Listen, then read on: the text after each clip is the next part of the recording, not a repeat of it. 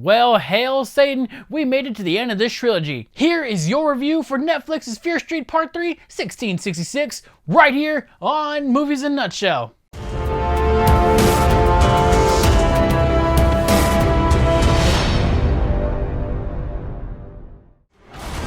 Will follow you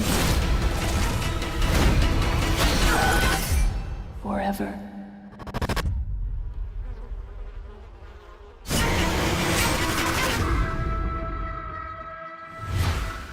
Hello and welcome to Movies in a Nutshell, where we talk about movies in a quick way so you can get on with your day. I'm your amazing, spectacular host, Detective Artemis, and before we go on, you make sure you hit that thumbs up button, because I know it, you know it, them child-eating witches know it. You really want to like this. Please, please, please, please. Today's movie will be Fear Street Part 3, 1666. In this video, we'll be talking about spoilers, so if you haven't seen 1666 yet, hit that watch button on this video, go and watch on Netflix, and then come back in and join in on the discussion.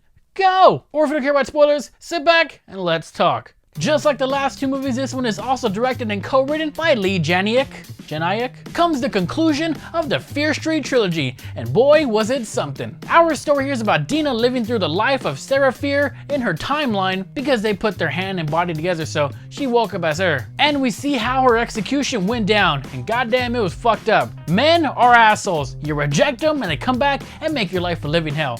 When will they stop? I'm taken! I'm married, guys! We see that Sarah was in a secret lesbian relationship with her friend Hannah. And then she got shunned and accused of being a witch because of the subsequent deaths and unfortunate events that happened throughout the village. Of course, how do you make him seem crazy? She's a witch, of course! But perhaps the most shocking twist was that old great-great-great-great-grandpa Good was the cause of all the witchcraft that happened in Shadyside in the future. We learned that he lost his wife and kid and then went to a witch and made a deal with the devil. Gah, I've been there before. It's not fun. The deal was that Satan will give Good unlimited prosperity, so long as he gives one soul to Satan every generation. Some of these souls were chosen randomly, and some may have been targeted. But it's pretty messed up because one of the souls was a little kid. Some little innocent kid, he just beat the shit out of everybody with a bat. Now, he was pretty cool and he was my favorite. I got to see more of him. But most importantly, this explains the massacres at Shadyside. The common thing was, it was a good person who just seemingly snapped for no reason. Well, we know the reason now. Damn it, Good, you're not a good guy. I mean, haven't we learned from Chucky that if you're called a good guy, you're not gonna be a good guy? Especially these guys who are like, hey, I'm different. I'm a good guy. They're not. They're horrible. Trust me, I'm one of them. Meanwhile, in Sunnyvale, everyone is rich and successful, including the Good family, and we know why now. You gotta make a deal. My favorite scene though was with that creepy ass pastor guy, where he took out those kids' eyes as well as his own. That was some disturbing ass shit, and I loved it. Unfortunately, we don't get a full backstory for the milkman, the boy with the bat, and that dude with the fucking Dr. Beak mask.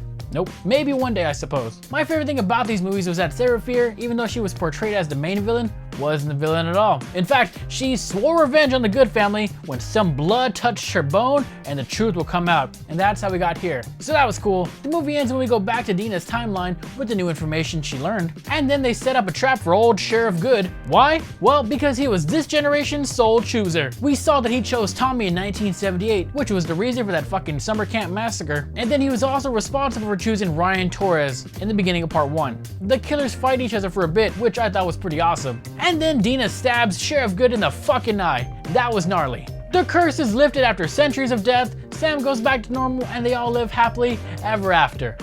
Or do they? Now, in my review for part 1, I mentioned that I didn't like Dina's character, and I thought it'd be better if she died. Well, I guess I might have jumped the gun on that, because her motivations were justified here, and they made more sense. And I actually kind of liked her a bit more. So I'm sorry that I was kind of a dick in the first movie, so feel free to let me have it in the comments, go ahead. Although if they did kill her off, I think making Josh the main hero would have been just as awesome. Because remember, he actually lost somebody. Now when it comes to trilogies, part 3s are usually the worst of the 3, and the second ones are regarded as being the best. But in this case, now it's time to rate the movie so it's bring out the ratings bar. We have awesome must watch, damn fine movie, good dumb fun, watching your board, and avoid at all costs. To me, this movie was way better than part 2. I enjoyed the flashback of Sarah's origin. I was invested in the characters, and this time I actually cared about what happened, and I was shocked when the twist occurred. I ended up rooting for Dina, and the movie wrapped things up nicely. The soundtrack once again was awesome, and the kills were excellent. And that mid-credit scene where we see someone steal the devil witch book thingy from the crime scene, well, I guess it leaves room for more story to tell. Maybe it'll be about the other good brother getting his revenge and making Josh the main hero. Either way, I'm here for all that. Now, if I rank these movies from best to worst, I would go part 3, part 1, and then part 2. So overall, I think this was a pretty awesome trilogy.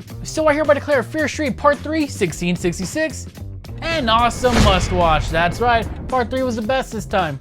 What the hell? So what did you think of the Fear Street trilogy, and how would you rank them? Let me know in the comments down below, and don't forget to like, share, and subscribe to this amazing channel. I am Detective Artemis, and good is evil.